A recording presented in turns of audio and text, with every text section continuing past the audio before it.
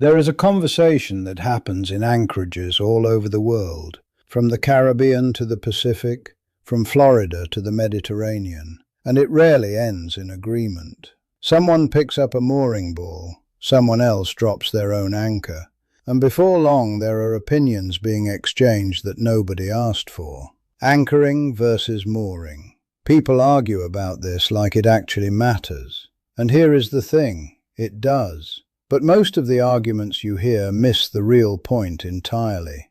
They focus on convenience, on tradition, on habit. What they rarely focus on is what is actually holding the boat in place when the wind builds at 2 in the morning, and you are the only one awake to deal with it. That is what I want to talk about today. Not the theory, the reality. Let me start with mooring balls, because I think a lot of sailors give them more credit than they deserve, and some give them less. The truth sits somewhere in between, but it leans in a direction most people do not expect. A mooring ball looks reassuring. It sits there, calm on the surface, bright and visible, bobbing gently in the harbour. You pick up the pennant, tie it off, and that is it. Done. The implied message is, someone has already sorted this out for you. The gear is in place, you are secure. That is the problem. What you see on the surface, the buoy, the pickup line, the top of the pennant, is the least important part of the system.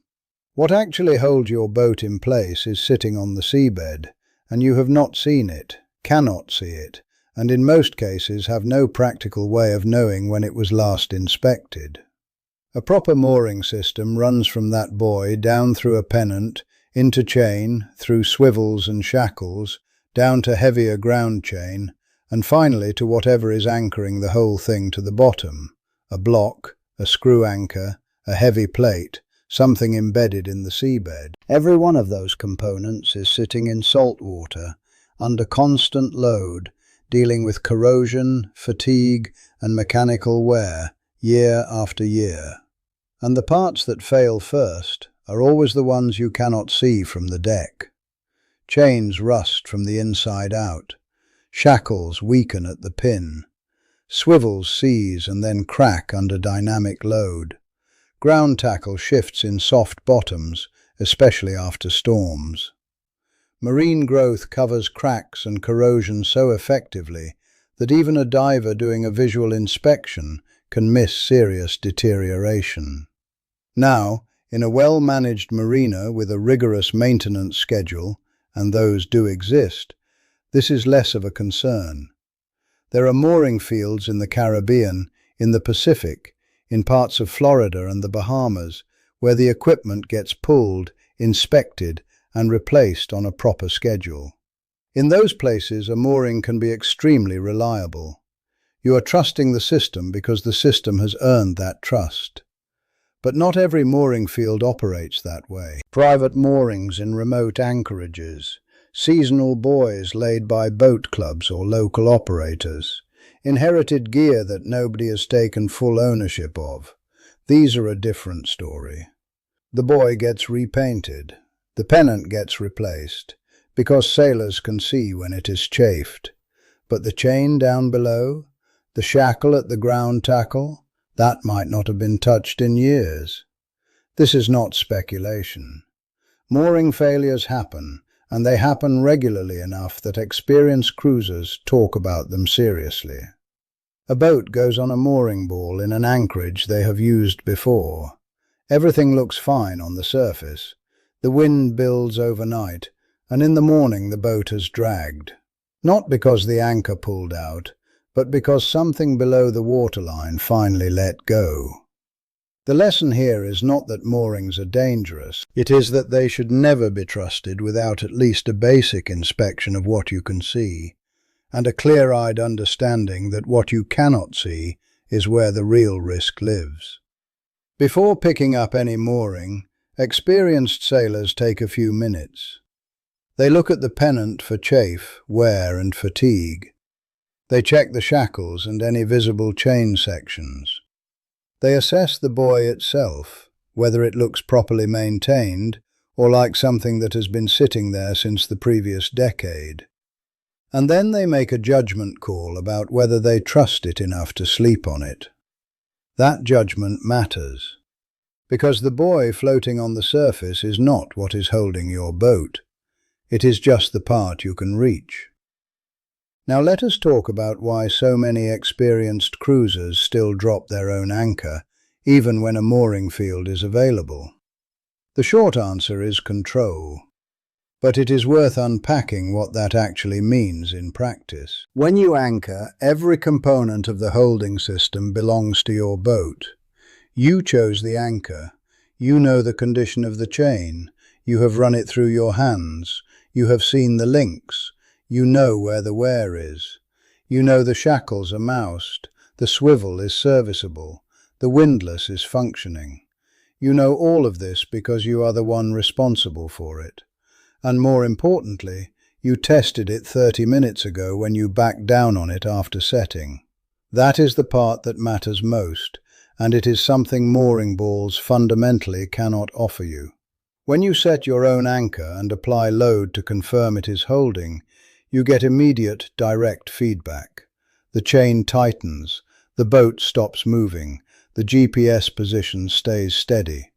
That is not a guarantee, nothing at sea is, but it is real information from the actual system that is holding you in place right now, tonight. Modern cruising anchors, properly sized for the boat and deployed with adequate scope, are genuinely impressive in their holding power. On good holding ground, sand, mud, clay, a well-set anchor with proper scope is not going to drag in ordinary conditions. That is not optimism. That is what the equipment does when you use it correctly. And the key word there is correctly. Scope is where most dragging incidents begin. Not with equipment failure, not with bad anchors, with not enough road deployed. Scope is simply the ratio between how much road you have out and the depth of the water you are anchored in. The reason it matters is geometry. Anchors hold by being pulled horizontally along the seabed. That lateral force keeps them buried. When scope is short, the angle of pull becomes steeper.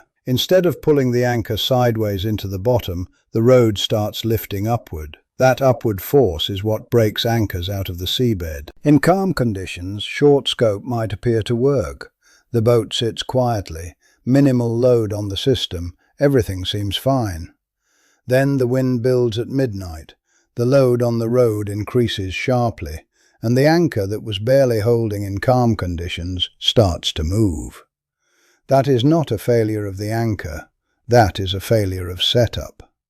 In open anchorages, in settled conditions, 5-to-1 scope is a workable minimum. When weather is building, 7-to-1 is a better starting point. Some sailors go further in exposed anchorages or when conditions are genuinely uncertain. The complication is crowded anchorages. When the harbour is full, boats sometimes shorten scope to avoid swinging into their neighbours. That is a real problem, because it trades holding power for convenience. The anchor may be perfectly capable of holding the boat. It just was not given enough road to do its job properly. Anchoring also gives you flexibility that a mooring cannot. If the wind shifts overnight and your position becomes uncomfortable or exposed, you can re-anchor. You can move to better holding ground. You can deploy a second anchor if conditions deteriorate enough to warrant it. You can respond to what is actually happening, rather than accepting a fixed point determined by whoever laid the mooring, whenever they laid it, with whatever equipment they used. That adaptability is worth something, especially on a long passage, where you are relying on your own judgment and your own gear for weeks at a time. Anchoring is not just a skill, it is a practice. The more you do it, the better you read seabeds, wind patterns, scope requirements, and holding conditions. That knowledge compounds over time. Sailors who anchor regularly develop a feel for it that is genuinely difficult to acquire any other way. None of this is an argument that mooring balls are inherently untrustworthy or that anchoring is always the right answer. In congested harbours, properly maintained moorings reduce crowding, simplify arrival, and are convenient in ways that are real and useful.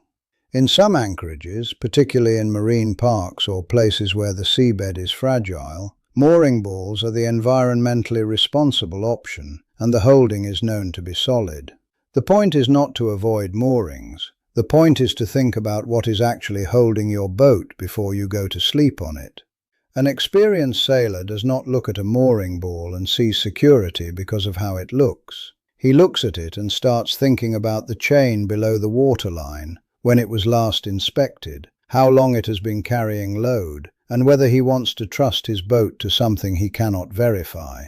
That skepticism is not paranoia. It is the product of having been around long enough to know where failures come from. And when that same sailor drops his own anchor, backs down, confirms it is set, and then goes below to put the kettle on, that confidence is not blind either. It is earned. He knows his gear. He knows how much scope he put out. He knows the seabed type he is anchored in. He did the work. The boat is holding because he set it up to hold. That is the real difference between anchoring and mooring, and it has nothing to do with which one looks more professional from the dock.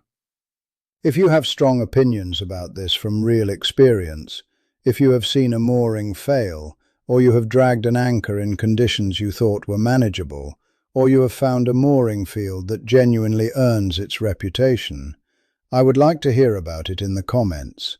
That is where these discussions become useful. If you find this kind of practical, straightforward discussion worth your time, subscribe. That is exactly what this channel is here for. No hype, no sponsorships dressed up as advice, just straight talk about boats and what actually matters when you are out there relying on your own judgment.